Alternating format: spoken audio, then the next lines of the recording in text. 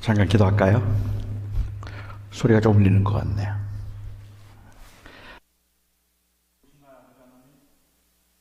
하나님은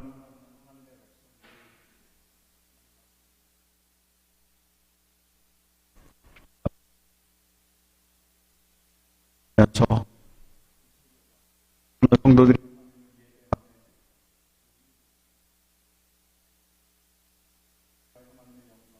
중간으로 채는 주시옵소서. 우리가 예배함에 주님과 준비한 설교를 통하여서도 하나님의 이름이 높아질 수 있게 하시고 우리 모두의 마음속에 있는 하나님을 향한 그 진실함이 새로워지는 시간 되게 하여 주시옵소서. 주님의 은혜를 앙망하옵고 예수님의 이름으로 기도합니다. 아멘. 갈까요?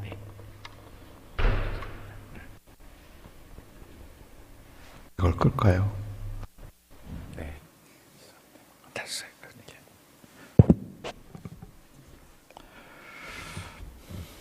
제가 한국에서 학교 다닐 때 고등학생 때 저하고 아주 가깝게 지내던 친구 중에 1년을 유급해서 나이는 저보다 한 살이 더 많았던 친구가 있었습니다. 당시에는 그 유급한 학생들이 학교에서는 경계의 대상이었습니다. 문제가 많다고 생각했고 문제를 일으킨다고 생각했죠. 그 학교에 한문 교사로 처음 부임하신 아주 젊은 선생님이 한 분 이제 계셨는데 수업 시간에 제가 말씀드렸던 그 친구가 껌을 씹고 있는 것을 보고는 군기를 좀 잡아야 되겠다는 생각을 하셨나 봅니다. 이 친구에게 껌을 뱉으라고 했는데 그 껌을 뱉어서 책상 옆에 붙여 두었습니다. 옛날에는 이 단물이 다 빠진 껌도 버리는 게 너무 아까워서 어딘가에 붙여 두었다가 나중에 다시 씹었던 그 기억을 혹시 가지고 계신 분들이 계실지 모르겠습니다. 그래서 저희들은 그 벌칙으로 남이 씹다가 붙여놓은 껌을 떼어서 먹는 뭐 이런 벌칙도 했는데, 그런데 그런 껌을 찾는 게 그렇게 어렵지가 않았어요. 곳곳에 많이 붙어 있었기 때문에. 그렇죠. 아마도 그 친구도 그래서 그 껌을 책상 옆에 붙여 놓았을 수도 있겠는데, 선생님이 보기에는 그 껌을 뱉어서 책상 옆에 붙여 놓는 것이 권위에 대한 도전이라고 생각을 했나 봐요. 이 친구에게 다가가서 그 껌을 그 책상 옆에 붙어 있던 껌을 떼어서는 머리에다가 발랐습니다. 그리고 그 다음 날부터 이 아이는 학교에 나오지 않았고 며칠 후에 그냥 아예 고등학교를 자퇴해 버렸습니다. 뭐 꼭 그런 일 때문만은 아니었겠지만 그의 그 자퇴는 주변에 있는 모든 사람들을 상당히 당황스럽게 만들었던 아주 반항적인 행동이었습니다. 저희 학생들은 열광했죠. 그의 그 용기가 대단하다고 생각했지만 학교에서 볼 때는 너무 반항적이라고 간주가 되었어요. 그는 선생님의 행위가 지나치게 권위적이라서 어쩌면 반항하고 싶었을 것인지도 모르겠습니다. 저는 어릴 적에 반항기가 없었던 건 아닌데 반항할 용기는 없었습니다. 장난도 심하고 말도 참 안 들었는데, 그런데 반항적이라는 말은 제가 들어본 적이 없습니다. 저를 많이 아껴주셨던 저희 외할머니가 사람들에게 저에 관해서 말하면서 우리 손주는 장난이 참 심하기는 한데 그런데 참 착하다라고 이야기했습니다. 장난이 심한데 참 착하다고 말씀하신 건 장난은 심하지만 착한 일을 많이 했기 때문에 착하다고 말씀하신 게 아니라 장난이 심해서 매일 야단을 맞으면서도 할머니에게 대들거나 아니면 내 인생 내 마음대로 사는데 왜 간섭하느냐고 말한 적이 없기 때문에, 그래서 반항적이 아니기 때문에 저희 할머니는 그냥 착하다고 저에게 말씀하셨습니다.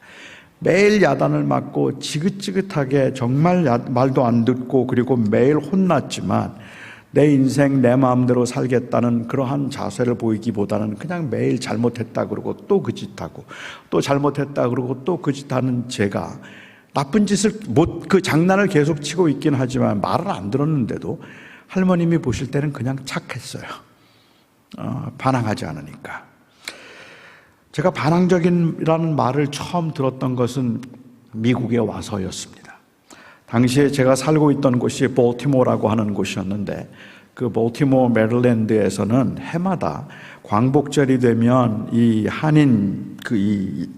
한인들이 모여서 축구 시합을 했습니다. 교민사회가 그렇게 크지 않았던 당시에 교회는 그 교민사회의 활동, 한인회의 그 활동에 굉장히 중요한 역할을 하고 있었고 가장 힘 있는 단체였다고 볼 수 있겠죠. 그런데 이 행사를 토요일 날 하다 보니까 뭐 일을 하거나 아니면 사업을 하고 있는 분들이 잘 참석을 하지 못해서 이게 영 불편한 거예요. 그래서 이 행사를 주일날 하고 싶어 했습니다. 주일날 하고 싶어서 그 교회 대표들을 모아서 주일날 최대한 배려를 할 테니까 주일날 축구 시합을 좀 할 수 있도록 협조해 달라고 그렇게 부탁을 했어요. 저는 교회 대표로 그 청년 회장이라서 교회 대표로 그 모임에 참석을 했고 한인회 관계자는 저희들을 설득을 하고 교회 편리를 봐주겠다고 다짐도 하고 부탁도 했는데 특별히 제가 아주 강력하게 반대를 했습니다. 너무 제가 반대를 심하게 하니까 당시 한인회 관계자 한 분이 나중에 저보고 젊은 사람이 왜 이렇게 고집이 세고 왜 이렇게 반항적이냐고. 그래서 제가 반항적이라는 말을 그때 처음 들었습니다. 정말 인생의 아이러니는 저에게 왜 그렇게 반항적이냐고 저를 야단치셨던 그분이 나중에 저희 교회 장로님이 되셨어요. 그때는 밀어주는 사람들이 좀 있어서 제가 용기를 내어서 용기를 내어서 말을 하기는 했지만 반항적이라는 말이 그렇게 좋았던 이 기억은 아닙니다. 여러분들이 보시는 대로 뭐 갓 태어난 어린 양처럼 이렇게 여릿여릿하게 생긴 사람을 보고 그냥 바람에 흔들리는 갈대 같은 저를 보고 반항적이라 그러니 이해가 안 되잖아요. 여러분들이 지금 보시는 대로 그냥 눈만 크게 떠도 울 것 같은 그런 얼굴인데 그런데 저를 보고 반항적이라고 그랬어요. 아무튼 저는 그때 반항적이라는 말을 처음 들었고 그때부터 반항적이 된 것 같기는 해요. 반항이라는 단어는 확실히 부정적인 뉘앙스를 가지고 있습니다. 그렇다면 저항은 어떨까요? 저항은 어떨까요? 영어로 굳이 번역을 한다면 반항은 rebel이라고 번역을 할 수 있을 것 같고 저항은 resist라고 그렇게 번역을 할 수 있을 것 같은데 왠지 저항은 조금 수동적인 것 같고 그리고 반항은 조금 더 능동적인 것 같죠. 조금 더 공격적이라고 생각되고 저항이라고 말하면 조금은 좋은 의도처럼 들리고 반항이라고 말하면 조금 나쁜 의도처럼 들리기는 합니다.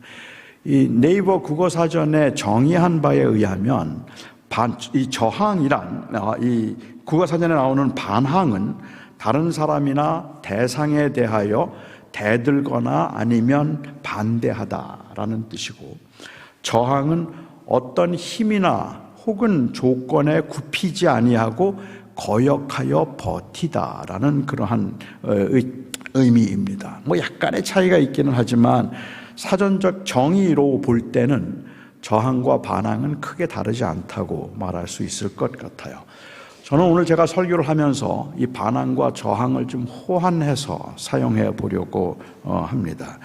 일반적으로 그것이 저항이든 아니면 그것이 반항이든 부정적인 뉘앙스를 가지고 있는 것은 사실이지만 사실 그것은 관점의 문제일 뿐입니다.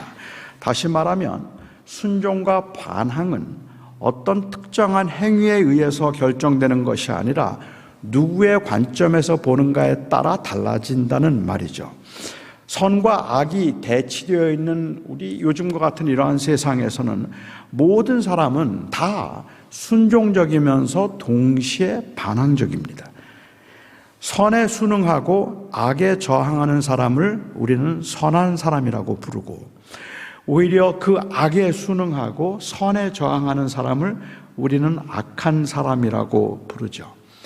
일반적으로 이 교회라고 하는 이 조직에서 순종적인 사람들은 기존의 질서에는 대단히 순종적으로 보일지 모르지만 개혁이라는 관점에서 볼 때에는 저항적이라고 말할 수도 있습니다.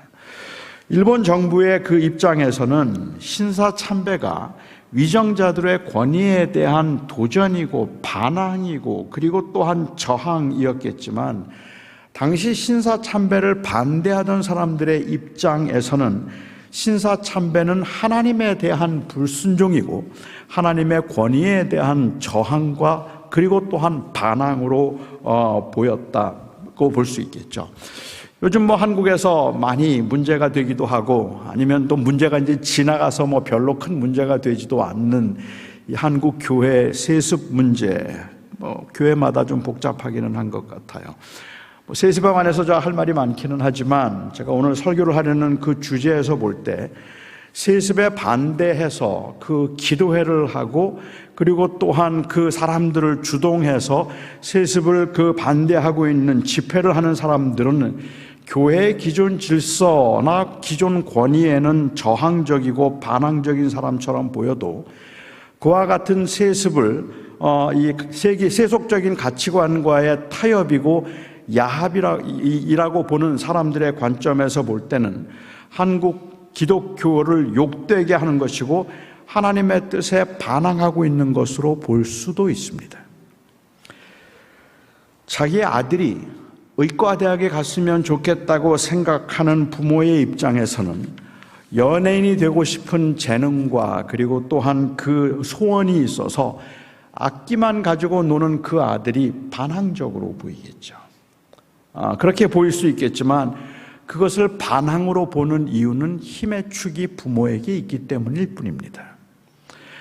만일 하나님께서 그 아이에게 연예인으로서의 재능과 소명을 주셨다면, 이 세상에서는 그렇게 살면 안정되고 편안한 삶을 살 수 없다는 부모의 확신과 의지는 그 아이에게 주어진 하나님의 소명과 하나님의 섭리에 대한 저항일 뿐입니다. 그러니까 반항, 저항이라는 것은 어떤 행위에 의해서 결정되는 것이 아니라 누구의 관점에서 보는가에 따라서 달라진다는 말이죠. 그냥 단순히 이런 행동들은 반항이다, 아니면 이런 행동들은 저항이다라고 말하는 것은 그 힘의 축이 이미 한쪽으로 기울었을 때, 그때 그런 말들이 가능할 뿐일 겁니다. 그래서 저는 저항과 순종의 문제는 단순히 행동의 문제가 아니라 관점의 문제라고 생각을 해요. 때로는 기존 질서에 대한 반항이고 본능에 대한 저항이 되기도 하고, 불의와의 타협이 순종으로 보일 수도 있기 때문에 그렇고, 악을 행함이 순응처럼 보이는 경우들도 제법 많기 때문에 그렇습니다. 당시 로마 제국이 보기에 기독교인들은 아주 불순한 반항아들이었습니다. 힘을 키워서 로마 제국을 정복시키거나 아니면 정복시키거나 무너뜨리겠다는 의지나 시도는 전혀 없어서 반항을 한 적도 없고, 때리면 맞고 가두면 갇혀서 그냥 말없이 있었어도 위정자들이 볼 때에, 당시 위정자들이 볼 때에 기독교인들은 한 번도 고분고분 그들의 말을 들어본 적이 없는, 통제가 안 되는 사람들이었겠다 싶었을 겁니다. 원형 경기장에 맹수를 풀어놓고 그 맹수의 밥이 되기 직전까지 피 터지게 싸우는 한 인간의 최후를 보는 쾌락을 함께 즐기자고 하는데, 기독교인들은 그 자리에 나타나지 않았습니다. 우상을 위한 축제를 열어서 인사불성이 되도록 취하고 다양한 행음을 통해서 성적인 쾌락을 추구하면서 우리 인생은 그냥 이렇게 단순한 것이니까 마음껏 즐겨보자고 하는 그 자리에 기독교인들은 한 번도 나타나지를 않았습니다. 종교의 자유를 허락하기는 했지만 종교란 결국은 사람들의 경건을 도모하기 위한 것이기 때문에 공적이어야 하고 사적이어서는 안 되고 미신적이어서도 안 된다는 입장을 고수했던 로마 제국은 하나님의 형상도 만들지 않고 그 단체적인 종교 집단 행위나 아니면 그 축제에도 참석하지 않은 채 그냥 말없이 조용히 하나님을 믿는다고 말하고 있는 그 기독교인들을 사교 집단으로 규정할 수밖에 없었습니다. 그들은 사교 집단입니다. 왜냐하면 자기들끼리만 모여서 아무 형상도 만들어 놓지 않고 보이지 않는 하나님, 전능하신 하나님을 믿는다고 말하고 있기 때문에 그렇죠. 다시 말하면 당시 로마 제국이 만들어 놓았던 그러한 관습과 기존의 질서를 깨뜨리고 있는 반항적인 집단으로 보였다는 말입니다.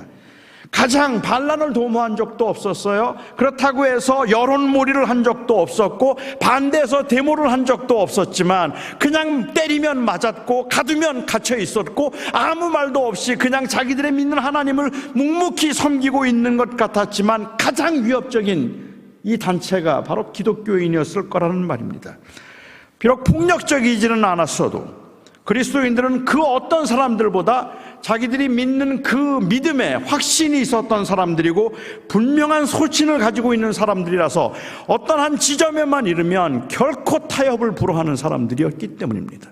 넘어가지 않았어요. 그 선을 절대로 넘으려고 하지 않았다는 말입니다. 최근에는 뭐 좀 다르게 주장하는 학자들도 있기는 합니다만은 이 도미시안이라고 하는 이 황제는 유난히 이런 기독교인들을 싫어했어요. 기독교인들이 너무 어떻게 보면은 고집이 세다고 생각했기 때문일까요? 그래서 유난히 기독교인들을 싫어해서 기독교인들을 핍박했던 황제로 잘 알려져 있습니다. 그는 자기 스스로에게 The Lord and God, Dominus et Deus라고 하는 타이틀을 붙였어요. 나는 주요 신이다라고 말하고, 그리고 그를 부를 때 사람들은 그 앞에서 그를 부를 때는 Dominus et Deus라고 불러야만 했어요. Lord and God이라고 불러야 했죠. 물론 기독교인들은 저항했습니다. 기독교인들은 아무도 도미시안을 Lord라고 부르지 않았고 God이라고 부르지 않았습니다.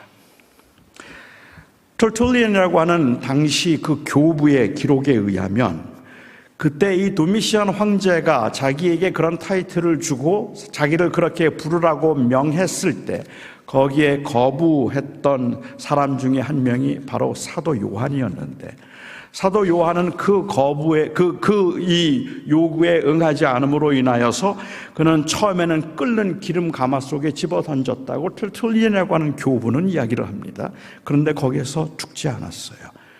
그리고 그곳에서 끓는 가마 속에 집어 던졌지만 다시 살아났기 때문에 그를 반모섬이라고 하는 그 섬으로 귀향을 보냈다고 그렇게 기록을 하고 있습니다.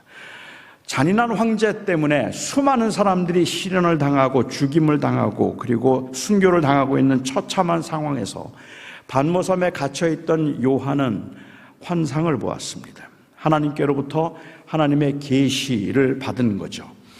그 반모섬에서 받은 그 요한이 받았던 계시를 기록해 놓은 것이 바로 요한계시록입니다. 제가 생각하기에는 이 요한계시록에 대해서 참 오해가 많다는 생각을 저는 하는데, 이 계시록이라고 하는 묵시라고 하는 이 문학적인 장르상 이 요한계시록은 단순히 미래에 일어날 일들을 구체적으로 기록하고 있는 것이 아닙니다. 그러니까 우리는 책을 읽을 때도 그 책의 장르를 아는 게 굉장히 중요하잖아요. 어떤 사람도 소설을 논문처럼 읽으면 안 되잖아요. 우리가 소설은 소설로 읽어야 되고, 시는 시로 읽어야 되고, 그리고 논문은 논문으로 읽어야 되고, 편지는 편지로 읽어야 되는 거잖아요. 그러니까 묵시록이라고 하는 이 문학적인 장르는 그냥 어떤 벌어질 사건들을 상세하게 기록해 놓고 있는 그러한 역사서가 아니라는 말이죠. 우리는 종종 이 계시록을 그렇게 보기 때문에 이 세상에서 제일 어려운 책이 계시록이에요. 도대체 그게 뭘 의미하는지, 그 나팔은 뭘 의미하고 첫 번째 나팔, 두 번째 나팔, 세 번째 나팔을 불 때 발생하는 그 일들은 구체적으로 무엇을 의미하는가 하는 것을 우리가 알아야 된다고 생각하기 때문에 그런데 그것이 무엇을 규정하고 있는가 하는 것을 찾아내려고 하는 것은 사실은 성경을 조금 역사적으로 계시록을 역사서처럼 읽으려고 하기 때문에 그런 거죠. 이 계시록은 어떤 의미에서 생각하면 그냥 단순하게 그 이미지를 통해서 그 계시록의 이미지를 통해서 하나님께서 우리들에게 무엇을 말씀하려고 하시는가 하는 그 하나님의 메시지를 받는 게 중요하다는 거죠. 제가 동구에서 목회를 할 때 이 현대미술을 하시는 분이 한 분 계셨는데요. 그분이 한 번은 저에게 자기 갤러리에 한번 오라고 엑스비션이 있다고 해서 제가 간 적이 있었습니다. 이분이 디스플레이 아티스트였는데 넥타이를 한 300여 개 정도 되는 넥타이를 쭉 디스플레이를 해 놓으셨어요. 그리고 그 작품의 제목은 케이오스, 혼돈, 무질서 그런 제목인데 거기에 300개 정도를 쭉 걸어 놓으신 거예요. 근데 저는 갑자기 궁금한 게 좀 생기더라고요. 이 디스플레이 아트니까 이걸 만약에 뉴욕에서 다시 전시를 할 때는 사진을 찍어서 똑같이 해놓는지 아니면 그냥 느낌대로 거는지 그것도 좀 궁금했어요. 어떻게 똑같이 이 길이까지 다 맞춰서 거는가도 궁금했고, 그리고 또 그걸 보면서 왜 노란색 다음에는 빨간색이고 왜 빨간색 밑에는 왜 파란색이 넥타이가 걸려 있는지, 거기에 무슨 의미가 있는지 제가 이 작가에게 질문을 몇 가지를 했어요. 그래서 다른 데 가서도 디스플레이 할 때 똑같이 하십니까? 라는 질문. 왜 빨간색 다면 까만색, 노란색입니까? 왜 300개를 정하셨나요? 그랬더니 이분이 저를 가만히 쳐다보시더라고요. 그리고 저에게 했던 말이, 목사님, 그냥 좀 느끼세요. 그러더라고요. 이 그림은 느끼는 거지 그거 따지는 거 아닙니다 하고 그렇게 얘기를 하시더라고요. 아마 계시록도 비슷할 것 같아요. 이걸 읽으면서 좀 느껴야 되는데 우리는 그걸 느끼지 않고 요건 뭐지? 요건 뭐지? 이거 언제 일어날 일이지? 이거는 언제 이렇게 생각하면 계시록이 너무너무 어려워지는 그러한 책이 될 겁니다. 천사들이 나팔을 불 때마다 이 땅에 재앙이 많은데 첫 번째 나팔을 불 때 피 섞인 우박과 불이 내려서 사람들을 죽였고, 둘째 나팔을 불 때 바다가 피가 되어서 사람들을 죽였고, 세 번째 나팔을 불었을 때 세상에 있는 물의 3분의 1이 쓴물이 되어서 사람들을 고통스럽게 만들었고, 네 번째 나팔을 불었을 때 세상의 3분의 1이 어두움으로 사로잡혔고, 다섯 번째 나팔을 불 때 황충들이 땅에서 나와서 사람을 물었고, 여섯 번째 나팔을 불 때 수억의 군대들이 나타나서 사람들을 서로 죽이는 일을 벌였습니다. 모든 재앙이 끝나고 난 다음에 마침내 일곱 번째 나팔이 울려 퍼졌습니다. 우리는 언제 이 일이 일어날지 모릅니다. 그것이 구체적으로 무슨 사건을 이야기하는지, 이미 지나간 사건인지 앞으로 일어날 일인지도 저희는 잘 모릅니다. 어느 정도까지가 상징적이고 어느 정도까지를 문자적으로 보아야 할지도 저희는 알 수가 없습니다. 하지만 이 계시를 통해서 우리에게 분명히 알려주신 것이 있습니다. 재앙이 있지만, 고난이 있지만 하나님이 반드시 승리하신다는 것입니다. 하나님이 다스리신다. 따라서 하나님의 통치와 하나님의 다스림이 그날 반드시 일어날 것이라는 것이 오늘 계시록을 통해서 우리들에게 주신 분명한 메시지입니다. 요한은 바로 이 음성을 지금 듣고 있는 겁니다. 극심한 고난 가운데 도미시안이 왕인 것고, 도미시안이 모든 세상을 주관하고 있고, 로마의 황제로서 그 앞에 도미누스 에데우스라고 말하지 않으면 모두 다 죽여버리는 그러한 그 엄청난 권력과 힘을 가지고 세상을 주도하고 있는 그 로마 황제의 그 현실 앞에서 오늘 계시록을 통해서 그가 아니라 하나님이 승리하신다 하는 그 메시지를 그는 지금 듣고 있는 겁니다. 하나님 보좌 앞에 24장로들이 앉아 있었는데 그들이 엎드려 얼굴을 땅에 대고 그리고 하나님께 경배를 드렸습니다. 감사하옵나니 옛적에도 계셨고 지금도 계신 주 하나님 전능하신 이여 큰 권능을 잡고 왕 노릇하시는도다. 그분이 바로 왕이시며 그분이 바로 주이시며 그분이 세상을 주관하는 분이며 그분이 역사를 주관하시는 분이라서 그 어떤 사람도 아닌 그 하나님께서 이전부터 지금까지 온 세상을 주관하시는 하나님이시니 그 앞에 경배와 찬양을 돌릴지어다. 주님께서는 마침내 악한 자들에게 진노를 내리시고 그들을 심판하시며 하나님을 경외하는 자들에게 하나님께서 상을 주실 것입니다. 이러한 그 하나님의 그 다스림 앞에서 24장로들이 그 보좌 앞에 무릎을 꿇고 하나님께 감사를 드리고 있는 모습입니다. 여기에 24장로들은 12지파를 상징하기도 하고 12명의 사도들을 상징한다고 그렇게 말하는 사람도 있고, 24지파는 결국은 모든 하나님의 백성들, 모든 하나님의 사람들을 다 가리키고 있다고 말하는 사람들도 있습니다. 일곱째 나팔을 불 때 다시 말씀드리면 하나님의 다스림이 온전히 드러나고 하나님의 나라와 하나님의 통치가 이 땅에 임하였을 때 모든 사람들이 그 앞에 무릎을 꿇어서 그 모든 권력과 모든 주권과 모든 능력이 그 앞에 무릎을 꿇어서 하나님은 전능하시다 말하는 건 당연한 일입니다. 이 세상에 사는 그 어떤 인간도 지금은 자기가 주인인 것처럼 생각하고 지금은 자기 스스로 행복을 찾아갈 수 있는 것이라고 생각하지만 그날 하나님 앞에 섰을 때 그 하나님의 그 다스림과 하나님의 통치 앞에 모두가 무릎을 꿇게 될 것입니다. 저는 그날 하나님 앞에 예배하고 찬양하고 감사하는 건 지극히 당연한 일이라고 생각을 해요.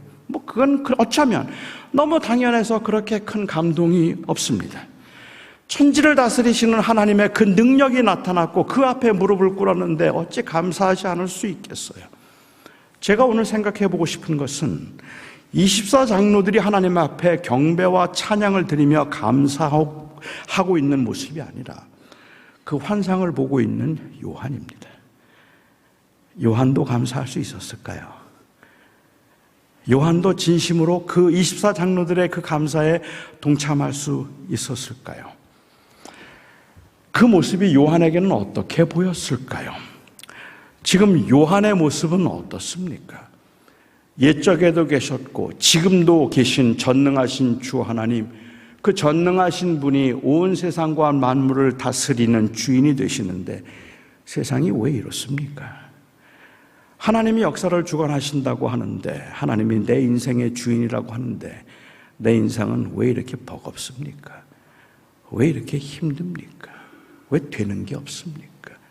하나님이 전능하신데 어째서 이렇게 세상은 온갖 그야말로 요지경 속이고 악한 자들이 더 형통하고 자기가 주인이라고 말하는 사람들이 더 실력을 행사하고 있는 겁니까?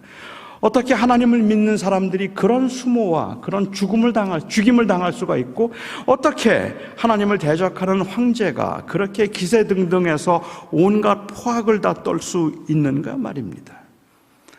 24장로들이 하나님께 감사하는 건 이해가 되는데, 그날 그 백성들이 하나님 앞에 감사하는 건 이해가 되는데 요한도 감사할 수 있었을까? 그게 저의 질문이었어요. 그게 저의 의문이었어요. 그 환상을 보고 난 다음에, 물론 저는 이 환상을 보았던 요한도 그 24장로들의 그 감사에 동참했다고 확신합니다.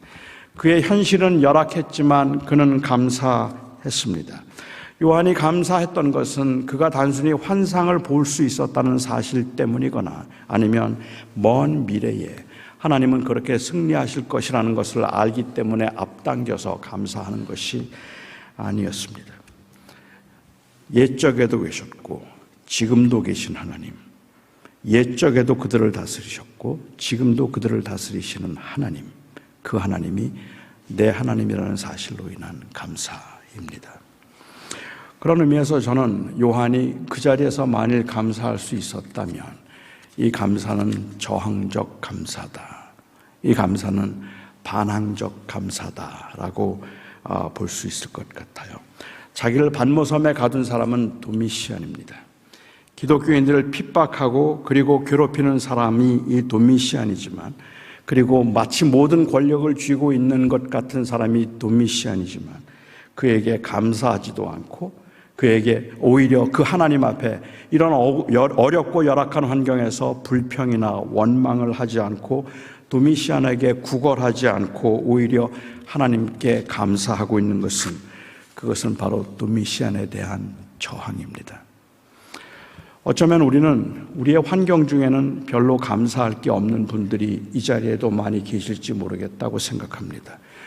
지난 1년 동안도 정말 힘들게 살았는데 하나님은 마치 나에게는 아무런 관심도 없는 것처럼 나를 방치해 두시고 그리고 불안과 아픔, 그리고 불만의 연속인 삶을 살았고 지금도 사는 게 너무 버겁고 힘이 들어서 감사함보다는 오히려 섭섭함이 앞서는 사람들이 여기에도 계실지 모르겠다고 생각합니다. 그나마 누리고 있는 것들이 하나님이 주신 것이니 감사하라고 말한다면 작은 것이지만 하나님께서 그거라도 그나마 주셨으니 감사합니다라고 그나마의 감사를 할 수 있을지는 모르겠지만 그러다가도 어떤 사람들의 그 이유 없는 형통과 그리고 그 심지어 그 불의한 형통 앞에서는 감사한 마음보다는 도대체 인생은 왜 이런 걸까? 혼란스러운 마음이 더 많이 든다는 말입니다. 정말로 많이 기도했는데 안 풀립니다. 하나님이 우리의 기도를 들으셨다고 생각되기보다는 오히려 우리의 기도를 하나님은 듣지 않으시는 것 같아서 하나님은 아예 존재하지도 않는 것 같다는 생각, 그 의심이 끊임없이 우리의 마음을 흔들기도 한다는 말입니다. 그런데도 우리가 감사하라고 말한다면 그 감사해야 하는 것은 그나마 있는 것에 대한 감사이거나 나중에 잘 될 것이라고 하는 그 막연한 희망에 기대어서 하는 감사일 텐데 그건 역시도 섭섭하기는 마찬가지입니다. 물론 저는 그런 감사가 틀렸다는 말이 아닙니다. 작은 것에도 감사할 수 있다는 것은 굉장히 귀하고 굉장히 중요한 삶의 자세입니다. 이런 긍정적인 자세를 가지고 살아가는 사람들을 저는 결코 폄하하고 싶은 마음이 없습니다만은 그런 상황에서 감사할 수 없다고 해도 저는 괜찮다는 말을 하고 싶은 겁니다. 오른팔 끊어지고 왼팔 끊어지고 오른다리 끊어지고 왼다리 하나 남았어요. 그런데 사람들은 우리가 하나님의 사람들이기 때문에 오른팔 끊어지고 왼팔 끊어지고 오른다리 끊어지고 왼다리 남았지만 그나마 왼다리가 살아있으니 남아있으니 감사하자고 말하자면 그것도 감사할 수는 있겠는데 잃어버린 것들이 너무 많아서 그 잃어버린 것에 대한 아픔이 너무 커서 남아있는 것으로 감사가 잘 안 된다는 말입니다. 감사하자면 하겠는데도 그런데도 너무 섭섭하다는 생각이 더 많이 들 때가 우리들에게는 있지 않는가 말입니다. 근데 우리가 자꾸만 감사하라고 말할 때 주어진 조건과 환경에 대한 감사를 이야기한다면 너무 열악한 환경에서 버겁게 인생을 살아가고 있는 어떤 분들의 경우에 있어서는 그야말로 감사의 조건을 찾아내고 지난 1년 동안에 내가 감사할 게 뭐가 있을까 생각해 보면 이런저런 것들을 억지로 생각하면서 감사하다가 그냥 그나마 아직도 일을 할 수 있으니 감사하고 내가 거동이 굉장히 불편하기는 하지만 그나마 내가 누워있지 않으니 감사하고 그나마 먹을 건 없지만 그래도 하루에 한 끼라도 뭔가 입에 넣을 것이 있으니 감사하다 말한다면 아름답다고 말하겠는데 속이 상한단 말입니다. 너무 화가 나기도 하고 너무 힘들다는 생각이 들기도 한다는 혼란스럽다는 말입니다. 요한이 지금 그 어려운 상황에서 그 절박한 상황에서 너무 많은 사람들이 끓는 가마 속에서 죽어가고 있는데 그 하나님을 믿는 믿음을 지키겠다는 그 이유 하나만으로 말할 수 없는 고난과 수모를 당하고 때로는 토굴에 갇히기도 하고 때로는 끓는 가마 속에 들어가기도 하고 때로는 톱에 켜서 죽기도 하고 때로는 맹수의 밥이 되게 하는 그러한 상황에서 그나마 하나님께서 내 생명을 살려주셔서 반모섬에서 그래도 먹을 것 먹으며 사니 감사합니다. 그 정도의 감사라면 저는 주변에 있는 사람들에 대해서 주변에 있는 사람들 생각해 볼 때 글쎄 요한이 과연 그 감사를 했을까라는 생각이 든다는 말이죠. 너무 괴로웠고 너무 억울했고 여전히 고난 중에서 매를 맞고 있는 성도들을 생각하면 가슴이 메어서 기도조차 할 수 없는 그러한 상황이었음에도 불구하고 그가 감사하다고 말할 수 있었고 24장로의 감사에 동참할 수 있었다면 저는 이 감사는 아무리 생각해도 저항입니다. 그 감사는 도미시안이 아닙니다 라는 말입니다. 내 하나님, 나의 하나님은 도미시안이 아니라 바로 예수 그리스도입니다. 그 고백을 그는 하고 있는 겁니다. 저는 그래서 이 감사를 상황과 환경에서 찾아낼 수 있는 조건을 찾아내서 드리는 감사가 아니라 저항의 감사라고 부르겠습니다. 감사는 세상에 있는 것들이나 내게 주어진 것들이 나를 다스리는 것이 아니라 살아계신 하나님이 다스리고 있음을 세상에 알리는 저항적 행위입니다. 저는 이 생각을 월터 브루그만이라고 하는 분이 쓰신 안식은 저항이다라는 책에서 좀 빌려왔습니다. 안식은 저항이다라는 그 책에서 월터 브루그만이 하고 싶었던 이야기가 무엇이었을까? 제가 대학생 때였는데요. 여름방학을 이용해서 아르바이트를 한번 한 적이 있습니다. 거의 여름방학 때마다 제가 아르바이트를 하기는 했는데 아르바이트로 제가 아이스크림 장사를 한번 한 적이 있었어요. 아이스크림 장사를 하는데 이 벤더 아이스크림 장사 혹시 아시는지 모르겠습니다. 굿 휴머 아이스크림 딸랑딸랑 하면서 차, 잭앤질도 있고 그다음에 굿 휴머도 있고 딸랑딸랑하고 이제 동네를 다니면 그러면 아이들이 나와서 그 아이스크림을 사는 그 이 장사를 했는데요. 정말 장사가 잘 돼요. 하루면 당시 그 이민 와서 힘들게 사는 분들이 일주일 버는 걸 저는 하루면 벌었어요. 너무 장사가 잘 되는 거예요. 일하는 시간도 제 마음대로 조절할 수가 있어요. 그러면서 돈을 참 잘 버니까 아르바이트로는 너무 괜찮았죠. 돈 버는 게 재밌다는 걸 저는 그때 처음 알았어요. 돈 버는 게 너무 귀하다 하는 것을 제가 알게 된 것은 최근에 제가 이 우버 드라이브를 하면서입니다. 우버 택시를 하는데요. 우버를 하니까 저는 지금까지 30대 중반부터 조금 이 안정된 교회에서 목회를 계속 해왔기 때문에 경제적으로 크게 어려움을 느끼거나 힘들게 살아본 적은 거의 없었는데, 그런데 이제 우버 택시를 제가 하면서 이 돈 버는 게 이렇게 힘든 건가 하는 생각을 했었어요. 참 힘들어요. 근데 우버 고대예요, 육체적으로. 근데 우버 택시를 해서 돈을 버는 게 고되니까요. 헌금하기가 아깝더라고요. 그래서 제가 우버 택시에서 번 돈은 제가 헌금하지 말까 그러면 제 아내한테 혼나기도 하고, 근데 이거 너무 아까워. 이거 너무 아까워. 저는 사실은 그래서 제가 목회를 그만둔 다음부터 어쩌면 우리 교인들이 헌금하는 게 너무 귀해요. 너무 고마워요. 이거 보통 헌신 아니에요. 참 귀하다는 생각을 저는 합니다. 저는 돈 버는 게 재밌다는 건 아르바이트 하면서 배웠어요. 돈을 너무 잘 버니까. 그래서 제가 이게 유혹이 되더라고요. 그때 처음으로 제가 기도를 했어요. 그런데 기도를 잘못했어요. 그때 기도를 하면서 순진한 마음에 아굴의 기도를 한 거예요.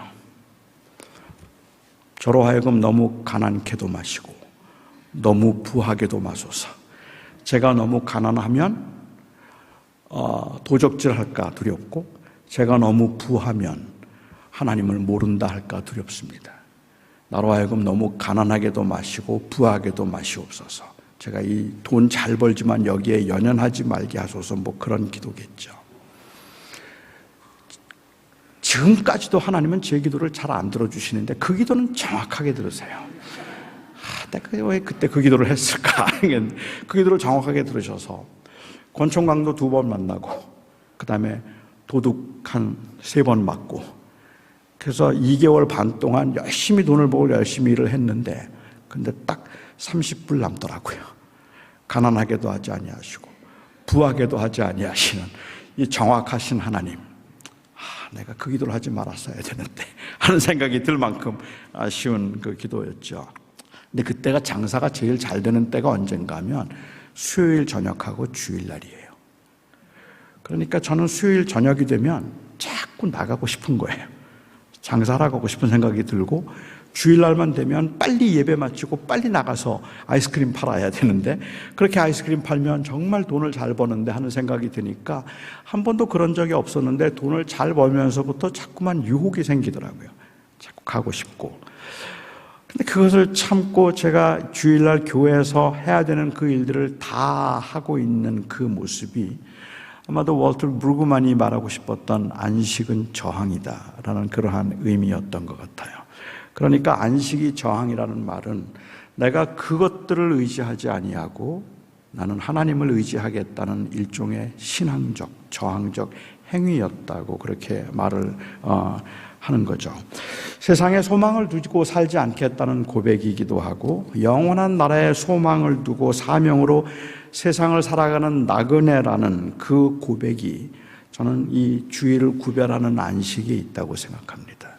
지금 이 자리에 여러분들이 모여서 예배를 하고 있는 것은 그냥 단순히 하던 행위라서 습관적인 행위를 하고 있는 것이 아니라 오늘 이 예배를 통해서 우리는 지난 일주일 동안 세상에서 버겁게 살아가고 힘들게 살아갔음에도 불구하고 오늘 우리 예배를 통해서 세상에 있는 그 어떤 것도 아닌 하나님이 내 하나님이십니다 하는 그 고백을 하고 있는 구별된 행위라는 말입니다. 그런 의미에서 이것이 바로 세상을 향한 저항이죠. 뭐 돈을 얼마나 잘 버는가의 문제가 아니라 결국은 다른 어떤 것도 아닌 하나님이 내 하나님이시라는 그 고백이 저는 이 안식에 있지 않을까라는 생각을 하게 되는 겁니다. 그러니까 그리스도인들에게 있어서는 6일 동안 힘들게 일하고 오늘 잘 쉬어야 내일 또 열심히 일한다? 그것은 안식의 목적이 아닙니다. 그렇죠. 우리가 의지적으로 우리가 이 날을 구별하는 그 이유가 있다면 결국은 우리의 그 고백 속에 남아있는 것은 이 세상에 많은 유혹들이 있지만 여호와가 내 하나님이십니다. 그리스도가 내 주인이십니다. 이 고백을 우리는 함께 모여서 하고 있는 거잖아요. 그러니까 예배는 결국은 저항적인 행위죠. 세상에 대해서 하나님을 영화롭게 하는 행위이지만 이 세상을 향해서는 그런 저항적인 그 행위인데 마찬가지로 저는 감사도 그런 의미에서 저항이라고 생각합니다. 비록 도미시안이 권력을 갖고 그에게 고개를 숙이면 사는 게 편안해질 것 같아서 마치 그가 주인인 것처럼 보이지만 그러한 그 상황에서도 나를 지으시고 나를 주관하시는 분은 바로 하나님이시라서 결국 모든 것이 그 앞에 무릎을 꿇게 될 그날이 있음을 믿고 나는 오늘도 여호와 하나님 앞에 하나님이 나의 하나님이심을 인정합니다. 그것이 바로 감사이기 때문에 그렇습니다. 그래서 감사는 저항이죠. 세상에 좋은 게 많아서 크게 감사하게 될 것이라고 세상은 나한테 절만 한번 해라. 내가 그러면 너 부자 만들어 줄게.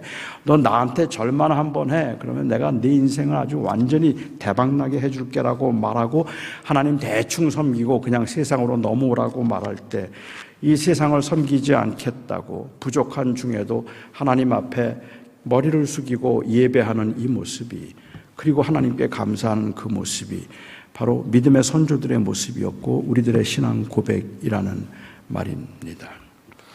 고난 중에 하나님께 감사하는 모습이 세상의 황제들이 보기에는 아주 고약하고 그리고 지독한 반항으로 보였겠지만 우리는 바로 그 행위를 믿음이라고 부르고 있는 겁니다. 저는 여러분들이 제 말을 오해하지 않았으면 좋겠습니다. 조건에 감사하는 것, 그거는 귀한 일입니다. 하지만 그 억지스럽게 조건을 찾아서 감사하지 않아도 저는 우리들이 충분히 감사할 수 있는 이유는 바로 하나님이 내 하나님이시라는 그 확실한 고백이 있다고 저는 생각합니다. 그래서 그 믿음을 가지고 우리는 이 세상을 살아가고 있는 것이고 그런 의미에서 생각해 본다면 어떤 감사는 사실은 세상을 향한 굴복일 수도 있습니다. 하나님이 저에게 이렇게 좋은 재물을 주시고 좋은 재능을 주시고 좋은 대학교에 가게 하시고 하나님께서 저에게 이렇게 좋은 가정을 주셔서 제가 아무 문제 없이 잘 살게 해주셔서 너무 감사합니다 하고 그 감사하고 있는데 그 감사의 이유들은 모두가 다 내가 누리고 있는 좋은 조건들과 내가 소유하고 있는 것들에 대한 감사일 뿐이에요. 그래서 실제로는 그 감사가 저는 그것에 감사를 하면 안 된다는 게 아니라 그 감사에는 나에게 그것을 주시는 주권자가 되시는 하나님에 대한 의식이 없다는 말입니다. 여러분 아십니까? 하나님 안 믿는 사람들도 감사 잘합니다. 교통사고를 날 뻔했다가 제가 한번 어느 아주 지독한 교회를 반대하는 분이 한 분 계셨는데 그분이 한번 저하고 얘기를 나누는데 그런 말씀 하시더라고요. 지난 그 주중에 크게 교통사고가 날 뻔했대요. 그런데 교통사고를 피했대요. 그러면서 얼마나 감사한지요. 죽을 뻔했어요. 그런데 살았어요. 얼마나 감사한지 모르겠다 그래요. 그래서 제가 웃으면서 그랬어요. 누구한테요? 아니 누구한테가 아니라 그냥 그 상황이 감사하다는 거예요. 그런데 믿는 사람들조차도 감사가 그래요. 하나님이 없어요. 그냥 조건이 좋은 것뿐이에요. 다 잘 되고 있어서 감사한 것뿐이에요. 모든 게. 그러니까 감사하다는 말의 의미는 내게 주어진 것들에 대한 그러한 그 어떤 수능적 표현일 뿐이지 정말로 하나님이 주셨습니다, 하나님이 다스리십니다를 인정하는 게 아닌 거죠. 그것을 인정하지 않기 때문에 그것이 사라지고 난 다음에 하나님을 향한 원망이 어쩔 수 없이 생기는 거예요. 그렇잖아요. 하나님, 내가 감사할 만한 조건이 없기 때문에 그렇다고 볼 수 있을 것 같아요. 한국 교회, 최고의 교회를 대를 이어서 섬길 수 있게 해주셔서 감사하다는 이 말은 권력과 편안의 부귀영함을 향한 굴복처럼 들리고, 교회를 지키기 위해서라는 명목으로 신사참배를 하고 그 대가로 고생하지 않고 교회의 부흥과 안녕을 볼 수 있었다고, 그래서 감사하다는 말은 세상의 유혹에 저항하지 못한 타협처럼 들린다는 말입니다. 때로는 우리의 감사에서 이런 매정한 이기심까지 느껴진다는 말입니다. 한 교회가 성장을 감사할 때, 하나님이 우리 교회를 성장시켜 주셔서 감사합니다라고 말할 때, 결국은 많은 교인들을 큰 교회에 보내고 버겁게 실패감과 싸우고 있는 사람들도 있을 것이고, 결국은 다른 사람들의 실패를 디디고 성공한 사람들도 있을 텐데, 그런데 내가 그냥 무조건 감사합니다라고 말하고 있는 것은 이기적이기도 하고 자기중심적으로 보이기도 한다는 말입니다. 내가 진짜 감사하고 있을 때 얼마나 많은 사람들은 눈물을 흘릴까, 얼마나 많은 사람들은 아파할까를 생각한다면 그 감사라는 말의 의미는 누릴 수 있음, 그리고 주어진 환경에 대한 그냥 막연한 그냥 반응일 수는 없겠다는 거죠. 우리 그리스도인들은 정말로 약하고 힘없다고 교회와 교인들을 비웃고 있는 이 세상을 향해서 우리는 외치고 싶은 겁니다. 우리는 오늘 이 열악한 환경에서 버겁게 살아가도록 내버려 두신 하나님을 저주하고 우리에게 넘어오라고 말하고 있는 우리의 거만한 죄성을 향해서도 우리는 외치고 싶은 겁니다. 살아계신 우리의 주 하나님께 나는 감사합니다. 우리는 그 말을 하고 싶은 겁니다. 오직 주님께만 감사합니다. 우리는 그 말을 하고 싶은 겁니다. 주님이 오시는 그날까지는 도미시안이 세상을 다스린 것 같고 돈과 쾌락이 세상을 다스린 것 같은 그러한 이 오늘날 우리는 물질이나 쾌락이 아닌, 도미시안이 아닌 하나님께 감사합니다라고 이렇게 이 예배를 통해서 고백할 수 있다면 이것만큼 사실은 그 두려운 저항, 이것만큼 확실한 그 반항은 없다고 저는 생각합니다. 그래서 저는 여러분들이 오늘 이 예배를 통해서 세상을 향해 반항하시기 바랍니다. 세상을 향해서 반항의 고백을 할 수 있기를 바랍니다. 노, 당신 아니에요.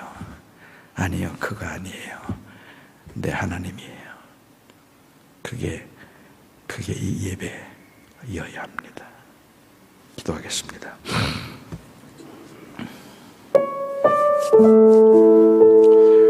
우리는 물론 일용할 양식에 감사할 겁니다.